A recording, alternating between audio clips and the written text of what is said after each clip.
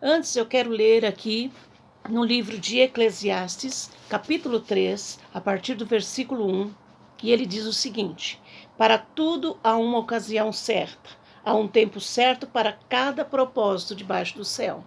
Tempo de nascer e tempo de morrer, tempo de plantar e tempo de arrancar o que se plantou, tempo de matar e tempo de curar, tempo de derrubar e tempo de construir, tempo de chorar, tempo de rir, tempo de prantear e tempo de dançar, tempo de espalhar pedras e tempo de ajuntá-las, tempo de abraçar e tempo de se conter, tempo de procurar e tempo de desistir, tempo de guardar e tempo de jogar fora, tempo de rasgar e tempo de costurar, tempo de calar e tempo de falar, tempo de amar e tempo de aborrecer, tempo de lutar e tempo de viver em paz.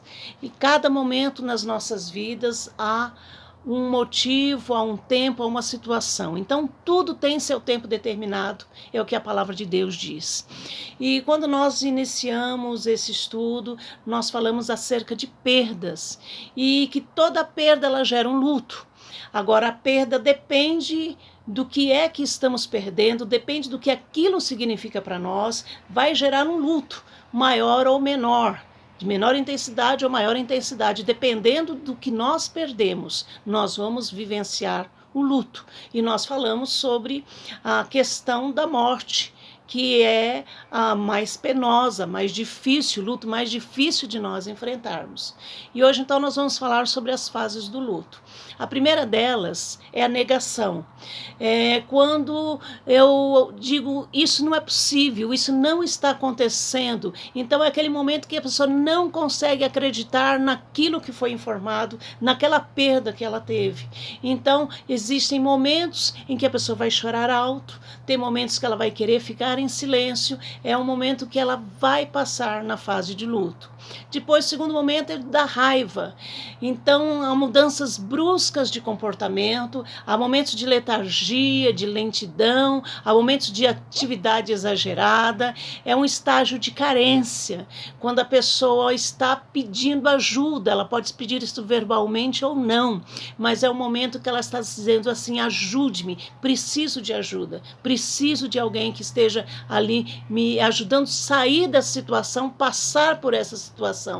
E é um estágio também esse, onde a pessoa começa a odiar um monte de coisas, odiar situações, começa a odiar o mundo. Às vezes ela briga com Deus, por que Deus permitiu que isso aconteceu, por que comigo, por que foi dessa forma. Então, e ela acaba também mesclando com sentimentos de culpa. Será que eu poderia ter evitado? E se a pessoa de repente brigou, estava separada por alguma razão, algum motivo fútil, motivo bobo, e ela fica carregando aquela culpa, dizendo, puxa, aquela pessoa partiu e eu estava brigada com ela, ou minha última palavra para ela foi uma palavra de rejeição, uma palavra áspera. Então a mistura de sentimentos, vem a culpa, vem a raiva, e então é esse segundo momento. Terceiro momento, terceira fase do luto é a fase da barganha, quando a pessoa ela tenta negociar, ela faz promessas, ela quer ver alguma forma de tentar mudar aquela situação. A quarta é a depressão, é aquele momento de tristeza profunda, de desânimo, não tem vontade de fazer nada, não tem disposição para nada, parece que a sua vida não tem mais sentido, parece que agora tudo perdeu realmente a razão de ser. E a quarta, a quinta, aliás, é a aceitação. Na aceitação, a pessoa ainda chora, nós temos saudades daquela pessoa que partiu, mas nós aos poucos vamos recuperando a nossa estabilidade, a nossa energia, a esperança de continuar a viver, continuar a caminhar e a capacidade de tornar a ter prazer na vida, apesar daquela pessoa já não estar mais conosco. Qual é o tempo do luto? Então varia de pessoa para pessoa. Alguns dizem que pode ser de 1 a até 2 anos ou até um pouco mais, em que a pessoa vai ter essa dificuldade. Agora existem alguns casos, a gente chama de o luto saudável, que a pessoa vai, logicamente, durante toda a vida sentir saudades, situações, lugares, comida, que lembram aquela pessoa. Ela vai falar, puxa, aquela pessoa gostava disso, quando eu vim aqui com aquela pessoa, vai olhar para a foto, sempre. Mas o luto saudável, ele vai fazer com que você consiga caminhar, você consiga ainda viver apesar da ausência daquela pessoa. Agora existe o que a gente chama de o luto patológico, quando a pessoa não consegue viver, parece que parou tudo. E existe até um termo que eles usam que é mumificação, quando a pessoa não tira as roupas do guarda-roupa, não muda nada, o quarto fica igualzinho, passa tempo, passa os meses, passa os anos e parece que aquela pessoa vai chegar a qualquer momento. Então a pessoa não consegue se desvencilhar de nada, ela quer que tudo fique igualzinho, como se a pessoa viesse a qualquer momento. Então esse é um problema e nesse caso a pessoa precisa de ajuda e muitas vezes ajuda profissional para conseguir superar, ter um luto saudável, né? Processar esse luto e conseguir caminhar, né? Quanto tempo de lamentação pela perda? Será que vai terminar um dia? Vai depender, né? Nós falamos aí do luto saudável, vai ser mais ou menos tempo, dependendo da pessoa, mas alguns fatores.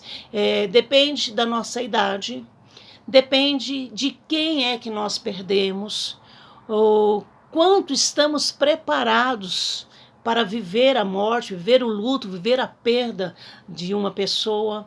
Como foi que aconteceu a morte? Foi uma morte brusca, repentina, estava no processo de doença e já passou muito tempo, era criança, era jovem, era uma pessoa de mais idade. Tudo isso são fatores que vão influenciar, né? Vai ainda depender das nossas forças interiores, da nossa força de se levantar, de se reerguer, de caminhar. Vai depender de apoio externo, de pessoas, de amigos, de irmãos, de igreja, que vão estar ali nos ajudando, acompanhando, nos fortalecendo nesse período. E a história daquela pessoa conosco, qual foi a história que nós tivemos. Agora eu quero só falar, hoje então nós terminamos aí sobre as fases do luto, e tem uma música que diz assim: quando este corpo mortal e corruptível, um corpo incorruptível herdar. Quando os meus olhos para este mundo se fecharem, então partirei, no céu estarei com Jesus meu Rei. Um novo nome então terei. Terei também um novo lar, no país, nas mansões que Jesus já preparou. Eu sei que existe além do espaço, além dos astros, além de tudo que eu possa ver e não ver, existe um lar que Jesus já preparou. A palavra de Deus diz em 1 Coríntios 2,9 que nem olhos viram, nem ouvidos ouviram, nem jamais penetrou o coração humano o que Deus tem preparado para aqueles que o amam. Se você tem a Jesus Cristo como seu Salvador e Senhor, você tem essa esperança de que não acaba aqui. Nós vamos nos encontrar com o Senhor. Se você ainda não tem, basta receber Jesus como seu Salvador e Senhor e ter essa certeza de vida eterna em Cristo Jesus. Vamos orar?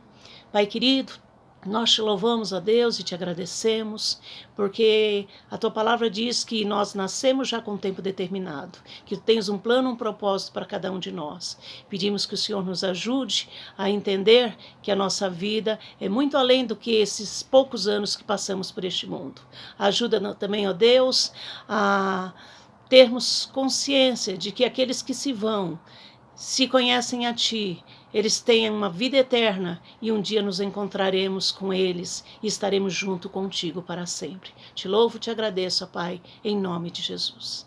Amanhã nós vamos dar continuidade a esse estudo da semana. Deus te abençoe. Um beijo, até amanhã.